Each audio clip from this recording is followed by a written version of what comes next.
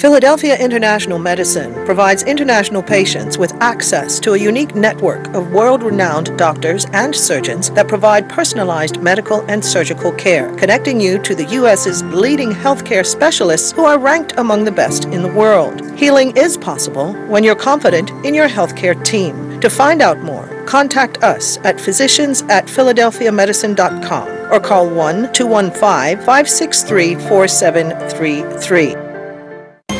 Live from Bermuda Broadcasting, this is ZBM TV9 News. Good evening, everyone. It's Monday, January 29th, 2018. I'm Diane Brewer, and thank you for joining us tonight. Topping our news, police responded to a report of an altercation that took place at the bus terminal in the city of Hamilton at approximately 11:30 a.m. today. It appears that two men got into an altercation, and one of them brandished a rock and the other a bladed article. Both men were taken to the hospital as a result of injuries sustained in the altercation, one of them with head and neck injuries, which police said appeared to be life-threatening. At last check, the other individual was being treated for head injuries. This footage sent to us by an eyewitness who told us the whole thing appeared to be like a scene from a movie, with bystanders afraid to get involved because of threats that were being made against them. Police are appealing for witnesses to contact CID on 295-0011. In other news, the search continues for two suspects involved in a robbery at the Belvin's Variety Store in Flats at around 5 p.m. yesterday. Police say no one was injured and no weapons were brandished during the incident. Surveillance video, which has now gone viral, shows two men arriving at the business with one remaining outside, seemingly keeping watch. The other entered the premises and proceeded to allegedly make demands of the worker at the cash register, who handed over a quantity of cash before leaving in the company of the other suspect. Contacted about the situation, the proprietor, who asked that we not identify them, would say only that they will leave the matter in the capable hands of the Bermuda Police Service. Elsewhere, concern has been expressed as to how the CCTV video of the incident wound up in the public domain, since we're told only investigating officers had access to it. Questioned about this, a spokesperson for the Bermuda Police Service told us there's also CCTV footage of the incident circulating on the internet. While the footage provides a good description of the suspects, police did not authorize the dissemination of the clip, and we are looking into this further with a view to understanding how the footage got into the public domain. In other news tonight, Bermuda was heavily criticized this evening in a debate in the UK House of Commons, focusing on Bermuda's decision to overturn gay marriage. Labour MP Chris Bryant, who has been vocal on the UK preventing the governor from signing the domestic partnership bill, brought up the issue during an adjournment in the Commons. As expected, here he is outlining the governor's right not to sign a bill into law, according to the Bermuda Constitution. I think that in at least two of those limbs of that section, the governor has very good cause not to grant royal assent. Since Section 12 of the Constitution expressly guarantees freedom from discrimination, and the Bermudian Human Rights Act of 1981 also expressly prohibits discrimination on the grounds of sexual orientation in at least 7 different points. And to the Premier of Bermuda, I hope you change your mind. I hope Bermuda changes its mind, and I hope the government doesn't sign this legislation into law. However, Sir Alan Duncan, the Minister of State for Europe and the Americas, did not state whether or not the governor would sign. However, he did hint that while Britain was not happy with Bermuda's decision, the UK in this case should respect the local democratic process. Sir Alan was speaking on behalf of British Foreign Secretary Boris Johnson. But there are 3 important points that I would urge the House and the honourable member moving the debate tonight to bear in mind. The first is that if the bill receives assent, it does ensure that Bermudians who have been legally married in Bermuda since the Supreme Court decision will retain their married status, and they will enjoy the same legal rights as those in domestic partnerships, putting this on a clear statutory footing, of course. And so I move to my second point, which is that the European Court of Human Rights has consistently held that there is not yet a right to same-sex marriage, but there is a requirement to provide some legal recognition of same-sex relationships. And the final point worth bearing in mind is that less than a year ago, same-sex couples had no legal recognition at all under Bermudian law. Now they have the equivalent of recognition through civil partnership if this bill goes through. And while I'd not wish to do anything but express regret over the backward step from the Supreme Court ruling, we should acknowledge that this domestic partnership bill does represent progress in comparison to the situation just a year ago. Mr. Bryant directed part of his speech to Premier David Burt and Home Affairs Minister Walton Brown, stating Mr. Brown would have to consider his legacy when his future offspring look at his decisions. And the UK MP described Mr. Burt's prior statement that gay marriage is not culturally acceptable here as, quote, cruel. Stay with us. More news in tonight's AccuWeather forecast after the break. At Big Savings Zone, we believe your children deserve a happy space to call their own, full of color and excitement, where their imagination can take flight from fun to functional. We have a delightful selection of kids' furniture built with the same quality that you've come to know and trust at our everyday low prices. Create a room that your little ones will love only at Big Savings Zone. Open Tuesday through Saturday, 9 a.m. to 7 p.m. Located in the Commercial Park, Southside, St. David's. Call 297-4440 or click BigSavingZone.com. Big Savings Zone, making your house a home. The whole concept came from the collaboration with BF&M and the America's Cup. The Endeavour programme is the legacy of the 35th America's Cup that was here in Bermuda in June. And we've continued the charity now operating in Bermuda. And going forward, we thought, what a great opportunity for children on the autism spectrum. And hence we actually developed the No Limits programme. They really do benefit from this kind of outdoor experience, this environment. You know, just yesterday going off the east end of Bermuda, I mean, they wouldn't have done that. Not many children in Bermuda have done that. And just them learning to take control of a large bit of transportation that they're doing at that age, and they may never get that opportunity. That's where you see the biggest progress is whether they were looking at their hand steering, you know, now they're looking forward and actually looking where they're going because they've realized, oh, I know where my hand is. I can do this without looking at my hand. We are so grateful for the Endeavour program and what it has done for the students on the autism spectrum. Welcome back. Sources in the Public Transport Department have told Bermuda Broadcasting that a brand new bus may be too big for the island's roads, but the Transport Minister and Deputy Premier Walter Urban says the bus is safe and the regulations on size are outdated. Jasmine Patterson has more. Could this be the bus that's too big for Bermuda's roads? Well, according to our sources, it was measured to be 1 foot longer than the 2014 model.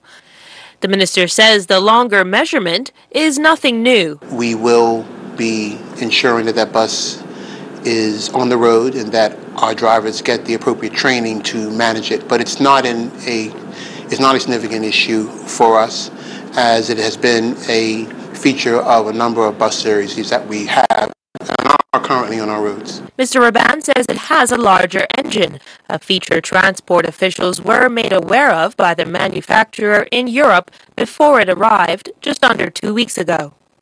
He stresses the length of the bus will not pose a safety issue as operators will receive adequate training.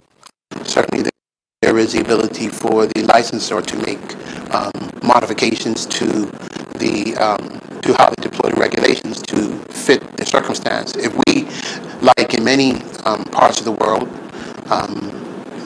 things change. So the specifications for even the types of vehicles we need here change.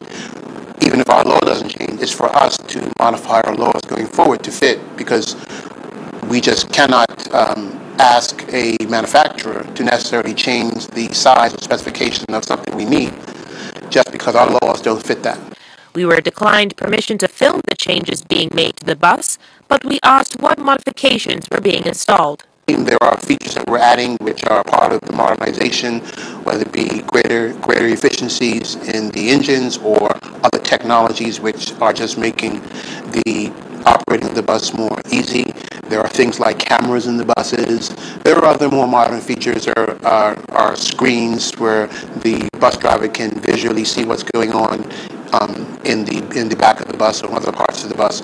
Those are other design features which just have to be assessed and make sure they're operating properly, and anything that ensures the proper operation and safety of the operating the bus is what we make sure is done. How much is the cost of that? The bus overall cost is around just over $400,000, about 400 between late $300,000 and $400,000 to get the bus totally in full operation. The department has been struck with daily cancellations in recent weeks due to an aging fleet. However, government hopes that the purchase of 4 new buses will ease that burden. 3 more are due to arrive in May. This latest bus to arrive on island is due to be passed and tested by TCD sometime this or next week. Jasmine Patterson reporting for Bermuda Broadcasting News. Thanks, Jasmine. In other news, new data on the island from the population census. The preliminary results for the 2016 census shows the population decreasing slightly. Mike Sharp has the details. Minister Fogo said the report presents the preliminary results of the 2016 Census of Population and Housing, which was launched on Census Day, Friday, May 20th last year. It contains highlights, concepts, and definitions, and brief analysis of the data contained within the tables. It also draws comparisons with the 2010 census results. Some of the 2010 to 2016 highlights, which are also outlined in the attached graphic. The population decreased to 63,779. The sex ratio increased to 93 males per 100 females. The median age of the population increased to 44 years. The unemployment rate remained unchanged at 7%. The number of dwelling units increased to 28,192, and the average household size declined to 2.26 persons per household. Among the 9 parishes, Pembroke retained the largest share of the population distribution at 17%. Smiths and Warwick had the only percentage point increases of +1 in their percentage distributions, and St. George's and Sands had the only percentage point decreases -1. The distribution of males and females remained unchanged at 48% and 52% respectively. The sex ratio increased from 92 to 93 males per 100 females. And the population 65 years old represented 17%, shifting from the least populated age group in 2010 to the 3rd most populated in 2016. And despite a 2% point decline in their percentage distribution, blacks still represented more than half, or 52%, of the population. I'm Mike Sharp with Bermuda Broadcasting News. January is wrapping up, and that should have workers in America very excited. This is when they should start seeing fatter paychecks thanks to last year's tax overhaul. As they wait in excited anticipation, Tony Waterman explores how the new tax regime will impact Bermuda's insurance industry. Mr. Chairman, there was yelling. What a double standard that is. There was bickering. We do a tax order. Middle class. Order. And there was downright consternation. The middle class are going to get a tax increase. A tax increase, thanks. The dust has settled, and a once-in-a-generation tax reform remains. For businesses in Bermuda, parsing through the legislation, analyzing the implications, and shifting strategy is in high gear. I don't think anyone wants this. I think that it's a challenge. I think it'll affect some people worse than others. There are some people that might be really detrimentally impacted by this. Bermuda's reinsurance market could be facing the biggest adjustments. That's because of something in the new law called BEAT, Base Erosion and Anti-Abuse Tax. It's basically a new tax on large multinational companies who shift their profits to overseas affiliates. It's meant to deter tax avoidance and keep money on the mainland. But for the reinsurance industry, shifting that money out of the U.S. is all about risk diversification. That's a tough transaction to sort of keep going in its current form under the existing rules that have been rolled out in December of 2017. So I think that's probably the biggest impact. The tax will be incremental. So this year it starts at 5%. But it climbs up to 12.5% after 2025. And unlike other provisions, this one never expires. Even at that 5%, though, the tax could sting because Bermuda is one of the largest reinsurance markets in the world, and a lot of its customers are in the United States. But besides BEAT, there's another tax to contend with, the U.S. corporate tax rate. It was brought down from 35% to 21%. That's going to make the United States a much more attractive place to do business. Really, that's going to narrow the advantage that Bermuda has had from a profitability standpoint. But honestly, it's also been decreasing overall over the last several years. The advantage that Bermuda has been declining because of other competitive pressures in the market. The industry is already up against soft pricing, intense competition, technological disruption, and weak returns. Experts say the new tax rules will force companies who have been very comfortable operating the same way for decades to think more creatively. There's people analyzing whether a new form of Bermuda entity, a new incorporation of Bermuda, maybe moving some capital from a different jurisdiction to Bermuda to again manage and more effectively manage their risk. Experts say there could be some capital flight from the island, but they don't expect a mass exodus of people or businesses. Plus, not all reinsurers focus on the U.S. Once you've seen one Bermuda company, you've seen one Bermuda company. Some Bermuda companies do more business in Europe, for instance, so they may have different impact than a company that does a great deal more in the U.S. Despite all the headwinds, most experts agree there's still a big benefit to the Bermuda domicile. And since the market is so big here, it's attracted the most talented people in the industry who are paid the big bucks to make sure the lights stay on. Tony Waterman for Bermuda Broadcasting News. Turning to weather news, some showers and possible gale force winds moving in for our Tuesday. Here's the latest from AccuWeather headquarters. AccuWeather is presented by BF&M Insurance Group. We now go to AccuWeather headquarters. Good evening, Bermuda. This forecast has been brought to you by the BF&M Insurance Group. We've been seeing very cloudy conditions here across Bermuda, and that's because of two systems right now. We have a low pressure system out to the east of us. It's a non-tropical low, but it is bringing us some cooler air and clouds. These clouds that we see on the map are stratocumulus, and that's indicating that cooler air in our area. Now, our next system is on the way, easing right in, bringing gusty winds along with it, as well as the potential for some more rain in the area as we head into your extended forecast. So for tonight, our main story will be the gusty winds. Winds out of the south, 18 to 30 knots, and we can even see winds gusting higher than that. So if you have any objects out in your yard, in your garage, you need to really hold them down throughout tonight into tomorrow because those winds will still be a factor here. Waves in the reef 1 to 3 feet, waves out 5 to 9 feet. Rough seas are expected here tonight as well as into tomorrow, even through the majority of this week. So tonight, considerable cloudiness still going to be in place here across Bermuda, cooling down to 65 degrees. As we head into tomorrow, feeling mild here ahead of our frontal system, we'll see a high of 71 with a low of 59. Cooling down after it passes through, but we're going to be dealing with mostly cloudy conditions in the morning. Winds still very gusty out there, and then rain will follow in the afternoon hours, and even a possibility for a thunderstorm. So with those winds really revving up, we do have a small craft use caution out, as well as small craft warning through Thursday. Please take that very seriously, as we will be seeing those gale force winds. And our first high tide was seen this afternoon at 7:34 p.m. The next one is expected at 7:09 a.m. on your Tuesday. If you have any boating plans, maybe you should hold off on them, as those seas will continue to be very rough here. Out towards our getaway forecast, we're looking at wet weather in Boston and New York. Some snow expected. Temperatures will be in the 30s across the Northeast. Atlanta, partial sunshine out there. Mostly cloudy day ahead. High of 45, low of 27.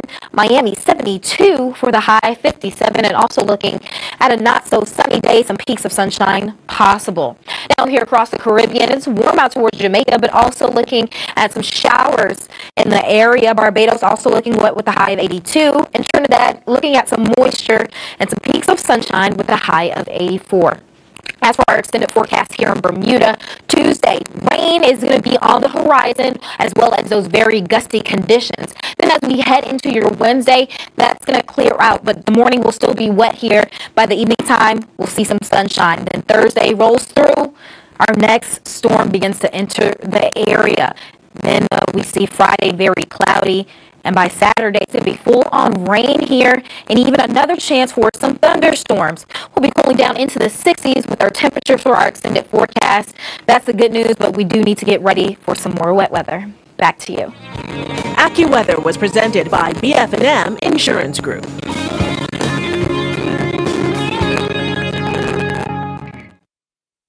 Fresh Breath Dental is more than a dental office. It's a community dental office with wheelchair access, scholarship opportunities, community day free extractions, plus savings opportunities with $25 off through BIU and BPSU and referral award, and an $80 teeth cleaning as part of our transitional program.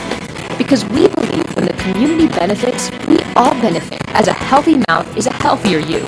So don't delay. Call 433-6825 or email info@fbdl.bm to schedule your appointment today at Fresh Breath Dental in the Cedar Park Center, Hamilton. It's a scourge that's taken dozens of lives and ruined scores more. For almost a decade now, gangs have brought death and grief to Bermuda. The government says combating gang crime is one of its priorities, but what is it going to do to bring the violence to an end? In a special half-hour program on ZBM, we'll be talking to National Security Minister Wayne Keynes and Gang Violence Coordinator Pastor Leroy Bean about their plans to crack down on one of the biggest social problems facing the island. Don't miss it. Ever wondered what smart health insurance feels like? Colonial's 24/7 worldwide health insurance does most of the thinking for you. 1,500 CGI health claims are settled daily. 60% of claims settled automatically. You can access your health plan almost anywhere, anytime. And have smart wellness with online data tracking. And more provider choices for you and the people who matter most. Premier Health is smart health insurance, and it feels good. Colonial, where people come first.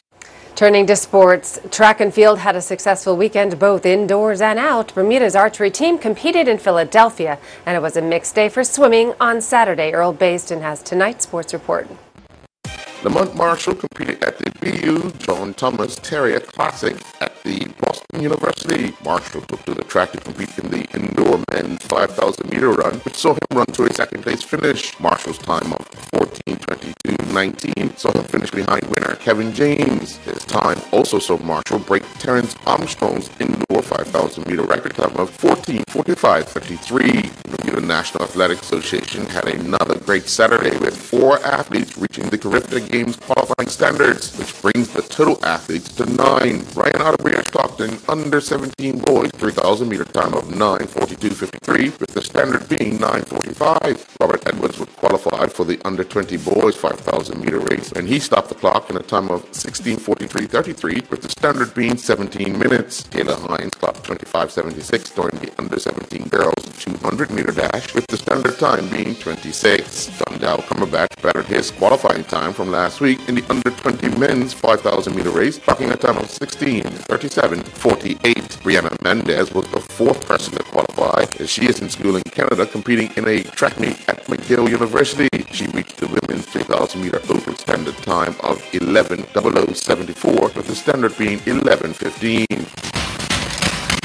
Bermuda's archers competed in the Lancaster Archery Classic in Philadelphia. A total of 68 archers competed in the men's recurve division with a 40-centimeter target at a distance of 18 meters. Ernest McCallan finished 44th with a total score of 494 points, while Alan Weeks finished 64th with a score of 383 points. Anthony Grant placed 66th with a score of 336 points. Jaden Roberts finished 4th, competing in the Cub Male recurve division among 12 archers. They would also compete on a 40-centimeter target set back 18 meters. Roberts finished with a score of 443 points. Ashley Weeks finished 2nd in the cadet female recurve division with a score of 477 points. Weeks was competing against 12 other archers with the 40-centimeter target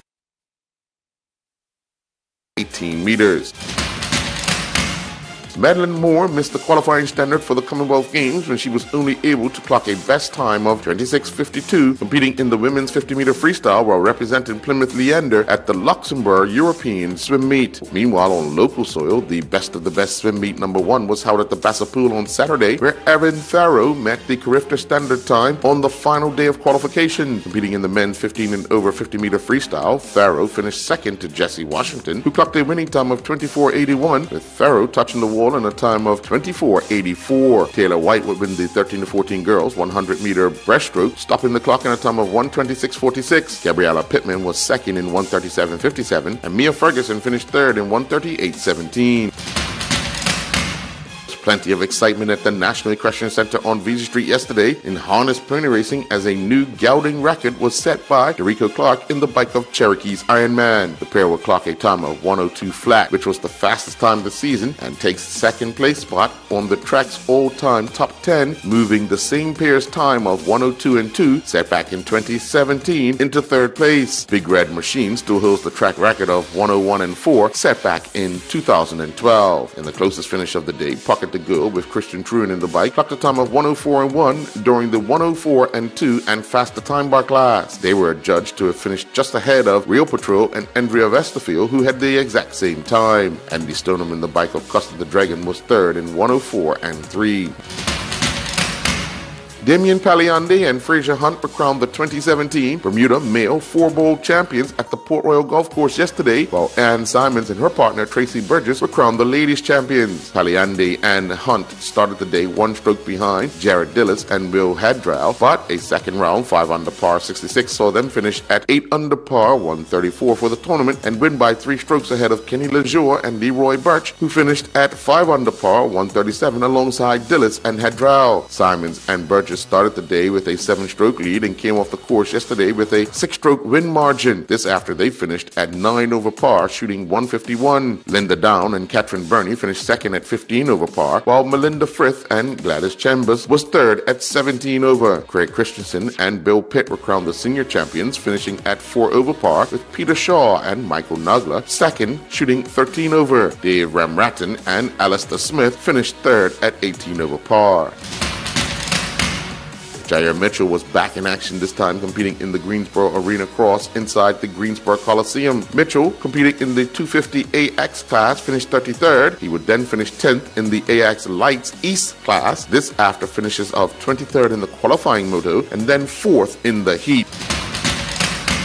The Bermuda Netball Association hosted their All-Star Weekend with the blue team winning 2 games and the red team winning the other. Team Red, coached by Zaria Emery, defeated the blue team, coached by Zakiah Dorham, 13-9 in the under-12 All-Star match. The red team were led to victory with 5 goals from Amaya Burt, while Kamari Darrow would score 4 goals for the blue team. Both were named their team's MVP. The blue team, coached by Gina Benjamin, edged the red team, coached by Takesha Welch, 18-16 in the under-16 All-Star match. The blue team got 10 goals from Gabby Romaine, while Amaya Butterfield scored a game-high 11 goals for the red team. Both were named the team's MVP. Ebony Cox scored a game-high 27 goals for the blue team as they defeated the red team 39-23. Kamala Nazir led the red team with 9 goals. For the awards, the red team's MVP was Kamala Nazir, with the red team's top defender Zaria Emery. Danielle Rayner was the red team's top attacker. The blue team's MVP was Naomi Taylor, with their top attacker being Ebony Cox, and Keonda Pearman was the blue team's top defender. Delray Rollins and his Sydney Cricket Club teammates went down by 112 runs to Sydney University in their Premier Cricket First Grade Limited Overs Cup quarterfinal match. I'm Earl Basden with Bermuda Broadcasting Sports.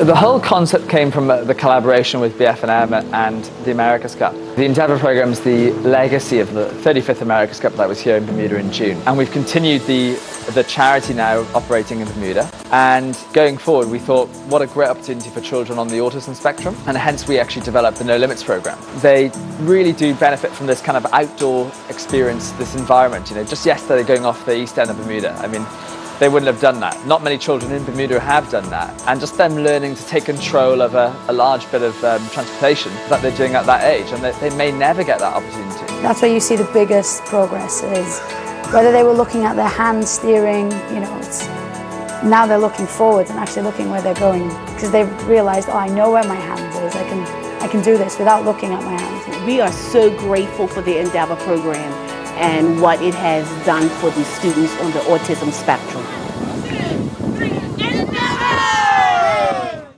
Before we say goodnight, we want to apologize for the sound quality of our stories tonight. We are working to correct the issue with our audio, the joys of live TV. And that's our newscast for tonight. I'm Diane Brewer. Thank you for joining us. Have a wonderful evening, everyone. Good night.